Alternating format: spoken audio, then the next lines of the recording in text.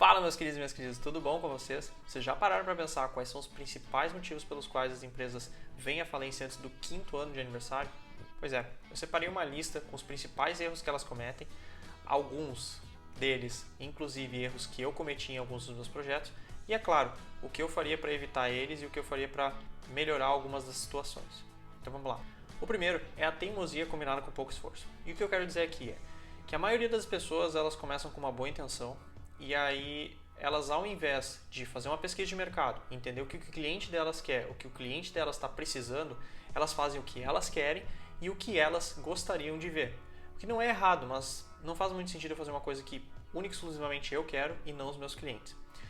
E aí entra porque eu coloquei o pouco esforço, porque às vezes elas sabem o que precisa ser feito, mas elas entram numa zona de conforto tão boa que acabam deixando de fazer o que precisa ser realmente feito. O segundo é selecionar a indústria errada. Eu sou totalmente a favor da gente fazer primeiro aquilo que dá dinheiro, para daí então fazer aquilo que a gente realmente gosta. Mas é claro, totalmente contra que você vá fazer alguma coisa que você não é bom. Então eu não vou tentar jogar basquete, sendo que eu não sei nada sobre basquete. Eu não vou tentar ser um ator se eu não sei nada sobre a indústria do cinema, ou então algo do gênero. O que eu faria? Bom, eu tentaria achar alguma coisa a qual eu sou bom para então ganhar dinheiro em cima disso. Como por exemplo, eu sempre quis ter uma empresa de desenvolvimento de software, mas eu não sabia desenvolver software, nem gerenciar a equipe e nem tinha dinheiro. Logo eu teria que achar alguma coisa que eu era bom.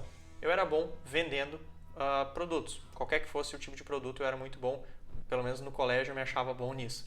Então eu pensei, bom, eu vou tentar fazer a venda de software e quando eu vender o software eu vou contratar uma pessoa para desenvolver e vou aprender com ela, ou então vou fazer cursos porque eu vou ter o dinheiro para fazer esses cursos. E foi exatamente o que eu fiz. O terceiro é achar que sabe tudo. Aqui é um erro que bastante gente comete porque elas começam a ganhar um pouco de dinheiro e acham que estão dominando o mercado. Mas aí elas esquecem que no mundo do empreendedorismo, no mundo dos negócios, tudo muda o tempo todo. A única certeza que nós empreendedores temos é que o futuro ele é incerto. E é por isso que a gente não pode ficar parado, senão os nossos concorrentes vão nos atropelar. E se os nossos concorrentes não nos atropelarem e nós dois ficarmos parados, vai surgir uma terceira empresa que vai acabar com o nosso mercado. O quarto é não antecipar nossos próprios passos. Como assim? Bom, a gente definitivamente precisa ser paranoico com o nosso negócio. Por quê? Bom, a gente precisa, na verdade, pensar como nosso concorrente, ou então nos olhar como concorrente. Olhar para a nossa empresa e pensar como que eu faria para conseguir conquistar o cliente da minha própria empresa. O que eu teria que fazer, o que tem de falha dentro da minha empresa que eu posso conseguir capturar e melhorar o meu negócio para fazer com que o cliente passe de um plano mensal para um plano anual, ou então que eu consiga fazer um upgrade daquele cliente para um plano mais alto, ou algo do gênero. Então a gente sempre tem que estar pensando como que outras empresas olhariam para o nosso negócio e pensariam, eu vou fazer aquilo que eles não estão fazendo para eu poder roubar aquele cliente deles. Muita gente, às vezes, quando começa a ganhar dinheiro, esquece que as empresas grandes estão sempre de olho no seu negócio, pensando como que eu vou fazer para roubar aqueles 10, 20 clientes que aquela empresa pequena tem. E um exemplo disso são as grandes redes farmacêuticas que vêm destruindo as farmácias locais. E a mesma coisa para restaurantes, bares, mercados e assim por diante. O quinto é fazer tudo sozinho. Um dos maiores erros de quem está começando, eu tô rindo porque eu cometi isso e muito, é achar que a gente consegue fazer tudo sozinho. A gente consegue administrar a empresa, fazer contrato, captar cliente, fazer o desenvolvimento, ajudar na parte de marketing, enfim, achar que dá para tocar tudo junto e que não vai ter nenhum problema. Isso aqui é a coisa mais básica de uma empresa, a gente tem que saber dividir as áreas, nem que seja pagar pessoas para fazerem isso, como por exemplo, parte contábil, contratar um escritório de contabilidade, parte de contratos, contratar advogado e assim por diante. É claro que no início talvez não haja necessidade de contratar mensalmente, e sim pagar um advogado.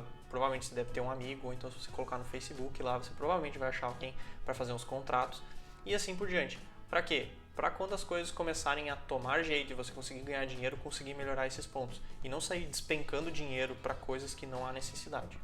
O sexto, ele é má administração. E o que eu quero trazer com esse ponto é que muitas vezes as pessoas são muito técnicas e às vezes elas não gostam da parte de gestão e querem contratar uma pessoa para fazer isso.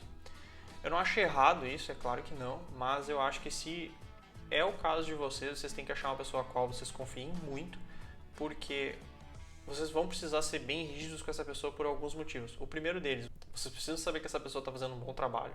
O segundo, vocês precisam ter certeza que essa pessoa está pensando como vocês. E o terceiro, vocês precisam saber que essa pessoa não vai roubar vocês ou algo do gênero. Mas a minha dica mesmo aqui é sobre a má administração, é que eu acredito que seria muito melhor para aquela pessoa que é técnica aprender a gerir o negócio do que a pessoa que está gerindo o negócio aprender a ser técnico. Então é mais fácil para quem tem esse know-how técnico se transformar um gestor do que ao contrário. Bem como uma outra situação aqui é, João, eu gosto muito de fazer a parte técnica. Bom, então eu diria que tente selecionar aquilo que vocês vão fazer.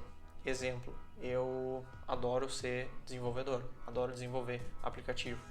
Então o que eu faria? Eu não consigo fazer isso o tempo todo, mas eu posso ajudar em determinadas features, ou então eu posso selecionar um projeto em si para algum cliente que eu goste, ou algum cliente que eu me dou muito bem e ao qual eu vou botar mesmo a mão na massa.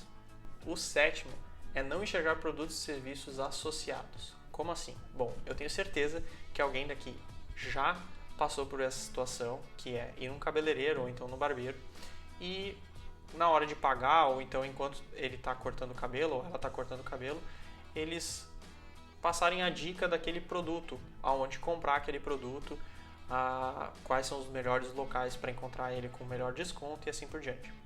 Para mim, isso aqui é só um exemplo, fica muito claro de que aquele negócio ali realmente precisa de alguém para dar uma luzinha no fim do túnel, porque se eles fazem isso diariamente, quantas pessoas passam por ali, quantos produtos daqueles eles poderiam estar vendendo? É claro que isso muitas barbearias e cabeleireiros já fazem, mas ainda existem aqueles os quais não vendem, não fazem uma parceria. Um outro exemplo seria meu professor de tênis antigo, que sempre me aconselhava locais onde eu poderia comprar raquete nova ou usada, mochila, tênis e assim por diante.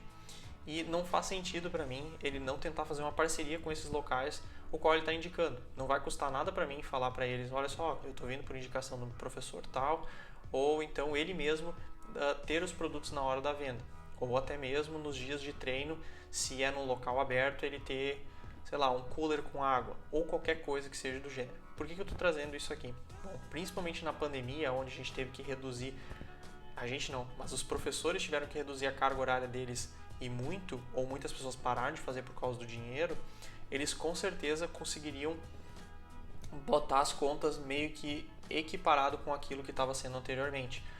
Ou, por outro lado, também eles poderiam estar fazendo uma renda extra, um caixa extra para investimentos futuros, ou então melhorar no negócio deles e assim por diante.